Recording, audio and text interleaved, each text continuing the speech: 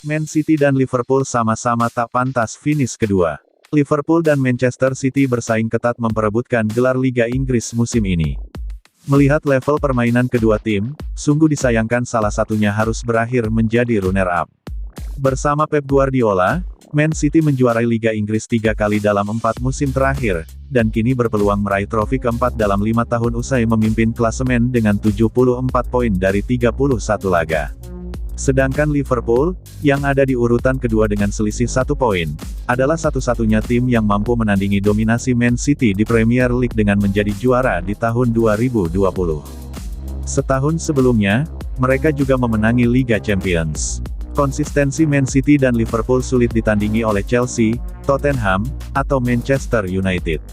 Seiring waktu, keduanya bagaikan kuda balap yang berlari paling depan, sementara yang lain semakin tertinggal jauh di belakang.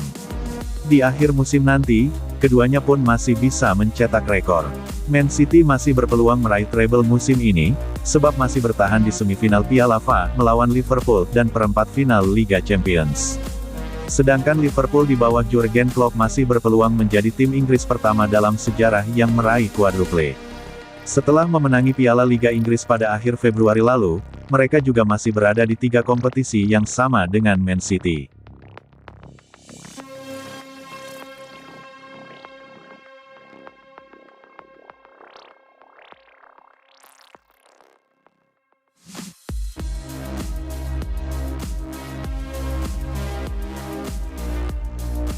Fernandinho umumkan hengkang dari Manchester City, Pep Guardiola syok berat. Fernandinho mengeluarkan pernyataan mengejutkan jelang laga Man City versus Atletico Madrid di Liga Champions Eropa. Pep Guardiola syok berat ketika tahu gelandang Manchester City, Fernandinho, berniat untuk pulang ke Brasil di akhir musim 2021/22. Pemain 36 tahun itu, yang masih berstatus kapten di Etihad, sudah membela sang juara bertahan Liga Premier Inggris sejak 2013. Ia sudah mengemas 373 penampilan, memenangkan 12 trofi, tetapi mulai kekurangan menit bermain musim ini dan berencana untuk kembali ke tanah air begitu kontraknya habis akhir musim nanti. Apa kata Fernandinho? Fernandinho berkata kepada wartawan ketika ditanya soal rencana masa depannya menjelang bentrok leg kedua perempat final Liga Champions kontra Atletico Madrid, "Saya mau bermain reguler. Saya akan kembali ke Brasil. Saya memutuskan ini bersama keluarga saya, dan mereka adalah yang terpenting untuk saya." Meski yakin membuat keputusan yang tepat, Fernandinho tampaknya masih belum mengungkapkan kabar ini kepada orang-orang di sekitarnya di Manchester City. Bahkan bos Citizens Guardiola mengklaim tidak tahu menahu soal keputusan Fernandinho untuk hengkang.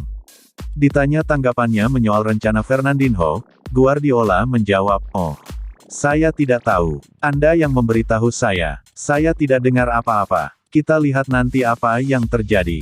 Saya tidak tahu apa yang akan terjadi. Dia penting sekali, nanti akan saya tanya."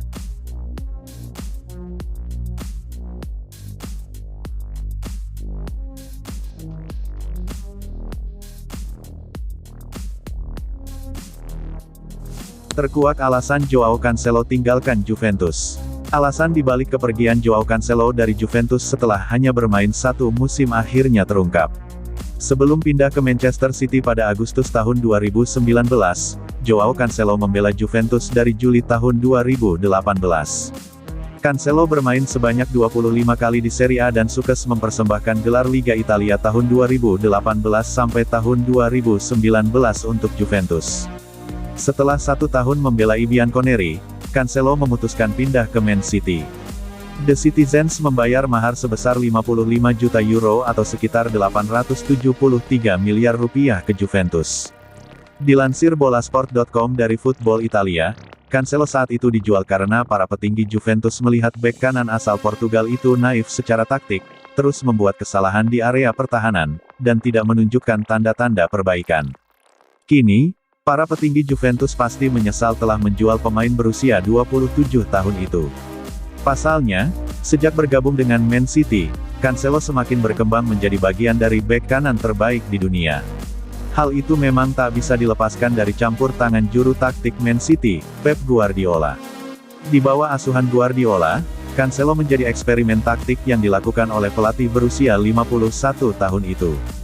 Cancelo mendapatkan peran sebagai inverted fullback, di mana dia ditempatkan di posisi yang berlawanan dengan kaki terkuatnya sehingga bisa dengan leluasa bermanuver ke jantung pertahanan musuh.